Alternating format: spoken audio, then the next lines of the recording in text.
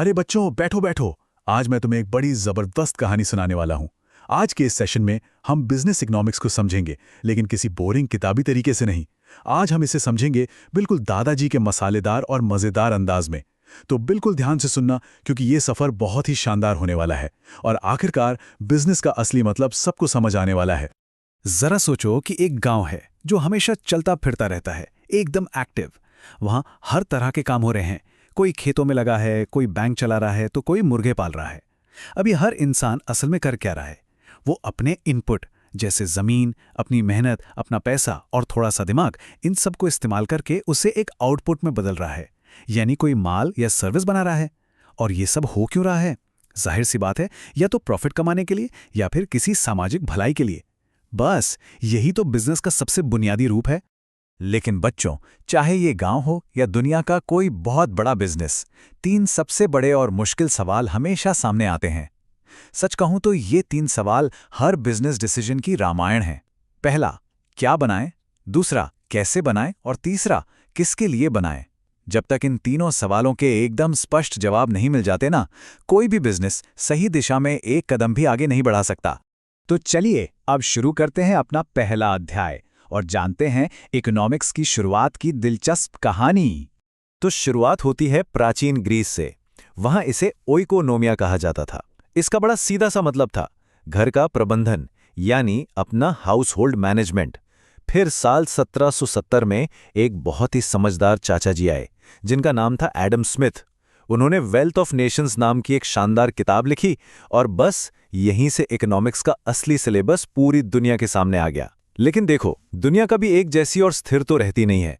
चाहे वो 2007 का बहुत बड़ा वित्तीय संकट हो या फिर 2019 की कोविड-19 महामारी। इन अचानक आई मुसीबतों की वजह से फैक्ट्रियां खाली हो गईं और लोग आजीविका खो बैठे। इसीलिए इकोनॉमिक्स सिर्फ चीजों को मैनेज करने का सब्जेक्ट नहीं है, बल्कि ये विकास और इन बड़े उतार चढ़ाव को समझने का भी एक गहरा विज्ञान है। कभी दिवाली होती है तो कभी अंधेरा।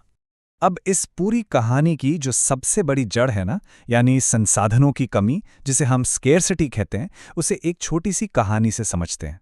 सोचो, किसी बच्चे का जन्मदिन है और उसे घर से सिर्फ 1000 रुपए मिले हैं।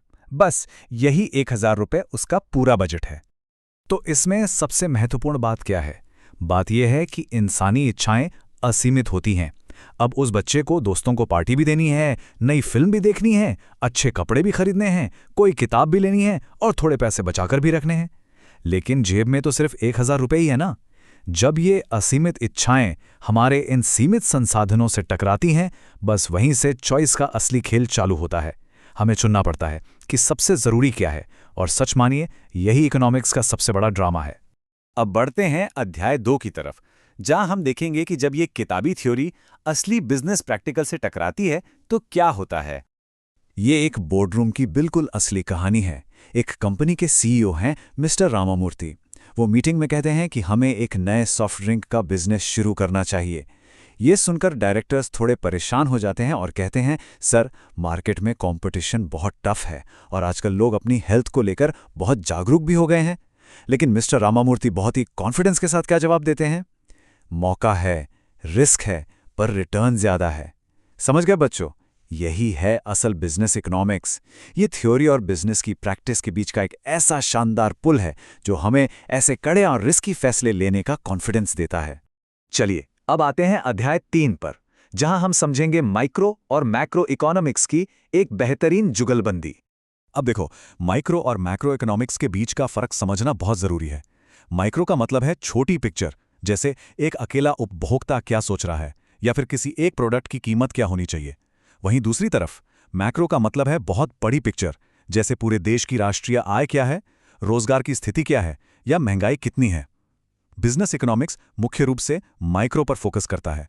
लेकिन एक बात हमेशा याद रखना, वो जो मैक्रो है ना, वो बैकग्राउंड में हमेशा एक तबले की ताल की तरह बजता रहता है। आपकी धुन यानी माइक्रो तो बच सकती है, लेकिन अगर आपने तबले की ताल यानी मैक्रो को नजरअंदाज कर दिया तो आपका पूरा बिजनेस एकदम बेसुरा हो जाएगा। अब अध्याय 4 में जरा बिजनेस इकोनॉमिक्स की प्रकृति यानी इसके नेचर पर नजर डालते हैं।